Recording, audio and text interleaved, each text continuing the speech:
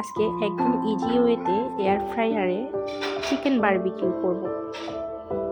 তো চিকেনগুলো ছোট ছোট করে কাটাই ছিল ফ্রিজে, তো এটার জন্য আর আমি এক্সট্রা কোনো চিকেন নেই নাই। ছোট ছোট কাটা চিকেনগুলো দিয়েই বারবিকিউ করব, আর একদম ইজি ওয়েতে অল্প সময়ের মধ্যে হয়ে যাবে। দেখবেন আপনারা কত অল্প সময়ের মধ্যে এয়ার ফ্রায়ারে চিকেন বারবিকিউ হয়ে যায়। মাত্র 20 মিনিটে খুব সুন্দরভাবে চিকেন বারবিকিউ হয়ে যাবে।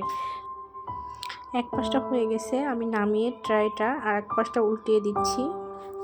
এই যে হচ্ছে, মানে খুব সুন্দরভাবে হয়ে যায় একদম অল্প সময়ের মধ্যে।